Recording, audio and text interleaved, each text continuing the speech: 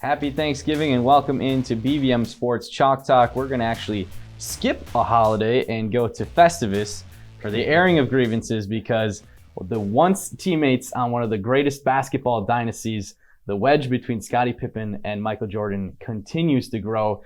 And the most recent involvement of this has to do with Pippen's newest book, Unguarded, which came out earlier this month, where he had a few things to say about MJ. And I'm going to read you some excerpts from this book. Quote, "I might go as far to say that Mike ruined basketball. In the 80s on the playgrounds, you'd have everyone moving the ball around, passing to help the team. That stopped in the 90s. Kids wanted to be like Mike. Well, Mike didn't want to pass, rebound, defend the best. That's why I always believed LeBron James is the greatest player. He does everything." End quote. So guys, it's loaded. There's a lot there. Gosh. That was quite the airing of grievances. That was quite the airing of grievances. A lot to unpack.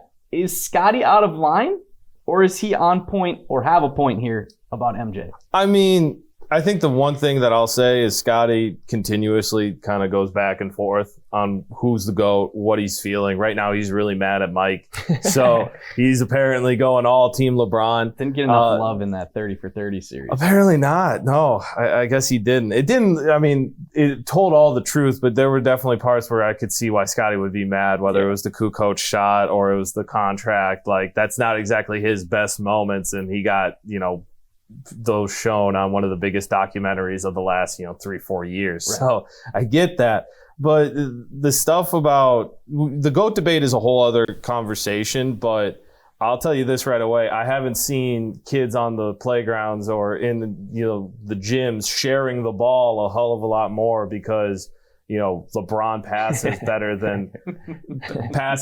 than Michael did. Like, so I don't get that whole reasoning behind it.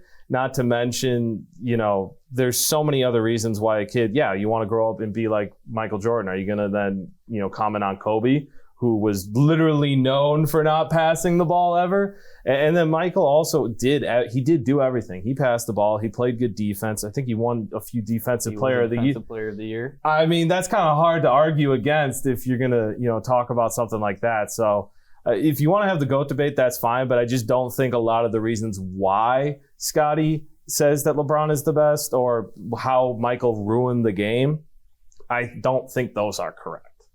So here's the thing. The idea that Michael Jordan ruined basketball in the NBA is cap. That's completely wrong. I mean, this man, if anything, he saved the NBA or even elevated the product of the entire league. He kind of made the NBA a global game. This man was an icon in the city of Chicago. Whole generation of NBA players who grew up, and tried to embody him, including LeBron. He wore 23 for how long in respect 100%. Of Michael Jordan? 100%. David Stern's still around. He'd probably say that Michael Jordan saved basketball. Exactly. Saved the NBA at least. For sure. Not only, like I said, not only in America, but again, he helped, played a role in making the NBA a global game. Yes. And we're seeing, evidence of that now with how many, foreign players are stars in the NBA. I think Jordan has a lot to do with that. But the idea, where Scottie is on point, though, is the idea, the truth that LeBron James is the GOAT. And if anybody is qualified to make a statement like that, it's Scottie Pippen. Michael Jordan is below 500 for his career without Scottie Pippen on the court alongside of him.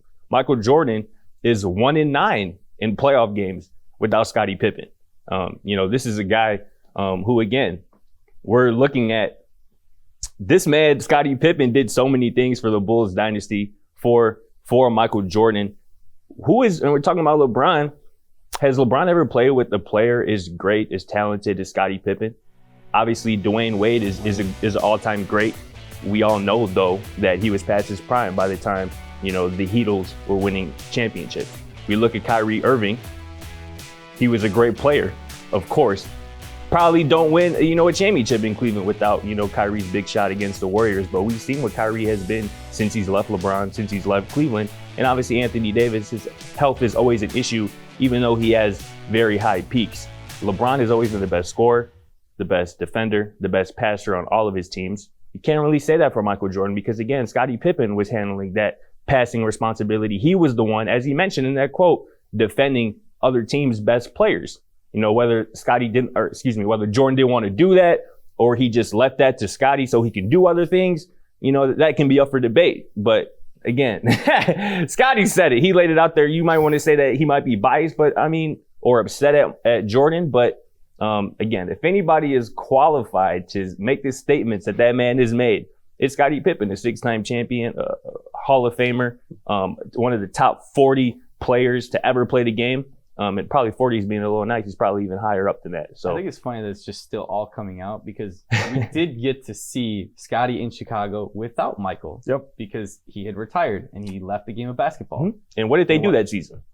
I honestly don't remember, but I know they didn't win. They won about 58 games, and they were, if I'm not mistaken, they were a shot or a series away from making the finals. Without Michael Jordan, that was a very good Scottie Pippen led team. When Michael Jordan decided to retire, and that's another thing that people I don't think want to talk about, and that has another thing to do with Jordan's his legacy and how we kind of romanticize his career. People forget the years before Scottie Pippen arrived. They forget the years that he just decided to stop playing basketball and go play a different sport. So and all those things just have to be taken into consideration. I'll say this. I mean, if you want to talk about you forget the years, I remember the years before I wasn't born, granted, but I remember what Michael was doing in the 80s, and he was getting, stopped. He was the only guy on the team dropping 60 on the Larry Bird Celtics and losing to the Pistons. Right. And all that. And that's, basically the argument I would say then is you look at what LeBron was able to do in Cleveland. Yeah, he was able to make it to finals by himself, but he wasn't going up against all-time great teams like a Detroit Pistons. Really? Now I got you. So what teams are comparative to the Detroit now I got Pistons? you, and I want to ask you a question in return. Okay. Would you, and you too, Mike, would you too say that today in 2021, the entire product, the entire talent level in the NBA is better now than it was in the 80s and 90s? Would you say that's a fair statement to make? It's tough to compare apples to oranges. Yeah, I think the different eras have different, they play the game differently. Workout regimens and everything that people have. The knowledge then versus the knowledge now.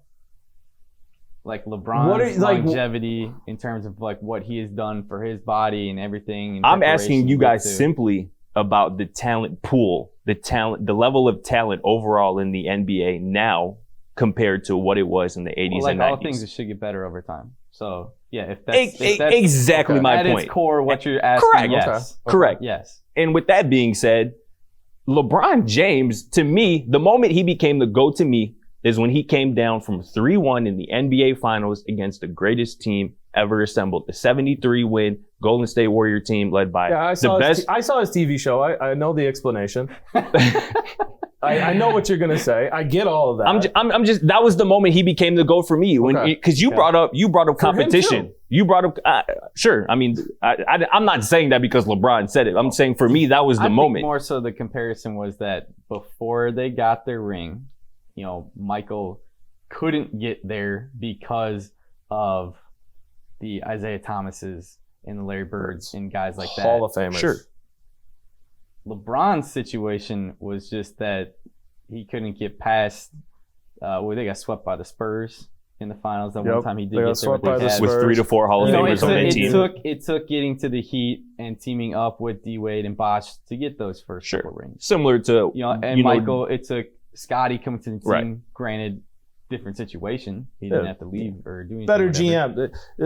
But at that point, are you going to discredit Michael because his GM and the team was able to build the talent naturally, and LeBron went to the Heat to do that? And as far as that 3-1, I mean, if you want to go into Kyrie was a huge part of that, and you look at the stats, Kyrie was dropping 40 every time. That LeBron one of my favorite basketball memories all the time. LeBron James and Kyrie Irving scoring 40 points each in a finals game. That shot over Klay Thompson is still stuck, ingrained in my head. And then the following year when they played at Christmas and Kyrie did the same thing, but from the free throw line. I mean, I get all of that. If you're going to start comparing just because of the teams that they would end up, is basically what you're saying that LeBron in one series beat a better team than what Michael faced, and that's why? only reason I brought that up because you brought up competition. You talked about Jordan facing these great teams, and you know, LeBron is, in my opinion, has faced even greater competition. Not only because, again, the league is at a better place in terms of overall talent, but he's literally faced multiple Hall of Famers. But that also means that he has the same amount of help, and you know, like if Michael's help was not good enough to get him to the finals until he got a guy like Scottie, LeBron's the same situation. Yeah, maybe LeBron's competition was just as tough, but it evens out because the guys he had weren't as good, but they also apparently were better than what Michael would have had at his disposal when they were losing all those games. And so, like, if you're going to compare that, then you also have to address that if LeBron James is going up against tougher competition, he also has better help than what Michael had. Unless you're going to say that the Cleveland Cavaliers are as bad as the 85 Bulls. I get what you're saying. But again, even in those early, you already mentioned it, even in those early years where LeBron was literally a puppy trying to, you know, figure things out, 20, 21, 22 years old, he was taking bad teams to the finals. Yeah. And my argument is that LeBron never had to go up against an all-time great team until he made it to that final. The Spurs is an all-time great team, and I admit that. He got swept. What if he had seen the Spurs in the first round? Like, what if he was in the West instead of the East, which at that time was stronger? The Western Conference was stronger than the Eastern Conference.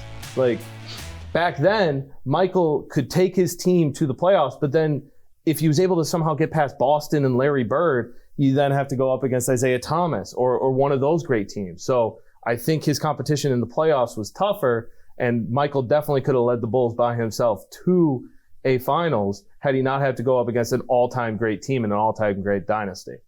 We'd have to hop in a time machine to really settle the debate, put them one-on-one, prime MJ. LeBron did also struggle against the Celtics too. Against prime LeBron, but more Hall of Famers. There's valid points on both sides. I will end with this though. Michael Jordan was cut from his freshman basketball team. He was not the best high school basketball player in the country. He was not the number 1 overall pick in the NBA draft. He made himself. LeBron was anointed. You know. Because of what Michael did. And Michael was undefeated in the NBA Finals. Yeah. I mean, LeBron has been there more. How many? But right. But I don't like. What's LeBron's record in the finals though? I don't like. I'm gonna ignore that question. But I don't like your phrasing of Michael made himself. LeBron was anointed. If we're going to talk about, you know, past and backgrounds, it was a lot easier for LeBron. LeBron grew up in a single parent household, pretty poor in Akron, Ohio. Went to, you know, high school and was obviously the best high school player, the best prospect that we've seen. He obviously didn't have to take the college route. He was able to go straight to the NBA. But in terms of being made, you know, I think their stories are similar in that idea that they're made. They weren't handed. Not sure in terms of basketball greatness and just out of the jump from that. I hear you. And I'll go off of this. You know, the infrastructure that LeBron was able to use, the AAU, the better everything as far as basketball, really started with Michael and was because of what Michael and the league were able to do as far as growing in popularity. There weren't as many camps. Like, you couldn't go, LeBron and James was able to go to like the Nike camp or the Michael Jordan camp because of what Michael Jordan was able to do. And also, I mean, I don't remember because I don't have all those Sports Illustrated, but I do believe there was a 16-year-old on the cover saying that he was the chosen one because he was supposed to be the next Michael Jordan. Was he saying that, or was he, to use Mike's word, or was he anointed as that? He didn't say he was, but he was anointed. He was chosen to. Like, I'm pretty sure it's tatted on his body somewhere. And they make a Sports Illustrated story about that. You kind of got to, you got to tat that. Yeah. I mean, again, this at Michael the core made it. Like, but that's what I'm saying. Going off of what Mike said, Jordan created all that and was the first, and he had to basically anoint himself because of all the greatness that he did. LeBron, from a very young age, people looked at him and they were like, all right, yeah. Thank you. And I think that also speaks to LeBron's greatness, is that he had the expectations from the day he stepped onto an NBA court as a, whatever it was, 21-year-old rookie. And expectations were sky high. And as you just said, he exceeded all of them. You know, again, Michael Jordan had, you know, people weren't expecting Michael Jordan to be Michael Jordan coming out of North Carolina. He was able to build his brand to be, one of the 2 greatest players of all time. But again, LeBron had all the Great expectations semantics, right? from day one. Great phrase. LeBron had all the LeBron expectations. James is one of the 2 greatest players of all time. 100%. No, undebatable. That's undebatable. But again, on the court though, this is, I think we can probably leave it. We'll disagree, but in terms of scoring, I don't know if we can say one is the better scorer than the other. They kind of do it in different ways, but especially if you look at, career averages, season averages, playoff scoring, they're pretty on par. I don't think anyone would realistically give the other the edge in that department. LeBron is in a different world when it comes to passing, his assist numbers, how crafty he is. I mean, there can be montages of the type of passes that LeBron has been able to execute in game in the postseason. And then when you go to, rebounding and, defense, I would say, Jordan probably has the edge defense because it's hard to, ignore the 9, the 8 or 9 to 10, all NBA defensive teams that Jordan has made that LeBron just doesn't really have. But again, I would kind of chalk that up to my point earlier, just the level of talent in the NBA is higher than it was 20 years ago. Because I believe Michael could easily have become the best distributor on his team, but you got to, with a great NBA team, there's roles. I don't know about that. Okay. I don't know about that. I think so. Is LeBron just not choosing to be that great of a defender, or what? Why isn't he all-time defense every single year? Because he obviously has some of his best moments were defensive moments. Yeah, LeBron's a great defender. He's been that throughout his career.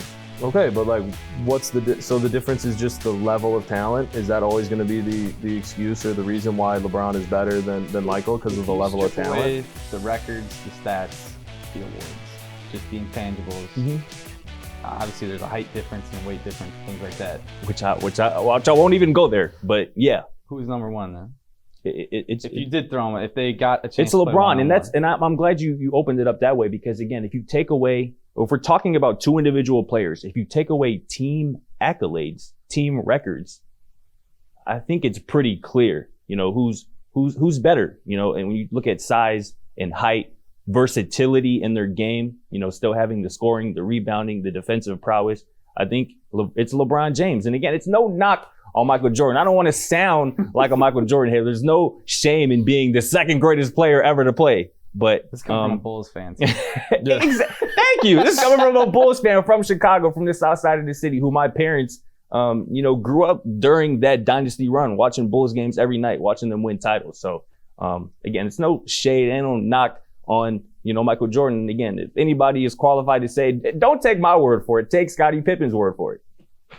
Okay, again, we're gonna bring up Scottie. Leave it there. All right, we can leave it there, but I think if we look back, Scottie has gone back and forth on that. He has. But I also remember Scottie comparing himself to LeBron James. Like LeBron James is more like fair him. Comparison. Yeah, it's really great when you can go say that the guy you compare yourself to is the greatest of all time. I mean, I'm really a lot like Aaron Rodgers, and Aaron Rodgers is the greatest quarterback of all time. So yeah, it helps. Well, you can load up 2K and play the 2 of them. I'm sure LeBron will probably win the majority of the time. Maybe. It's 2K. In reality, though, I think MJ would at least give him a run for his money. Or I think MJ wins. It's all hypothetical, so I'm not going to say who I think would win. But anyways, the GOAT debate will continue till the end of time, at least until LeBron James retires. And who knows, maybe he does end up getting another ring with the Lakers. But we'll just have to wait and see. For Scott Proctor, Matt Morris, I'm Mike Ciancio. Thanks for spending some time with us on Thanksgiving. We will see you again soon for our BVM Sports Chalk Talk.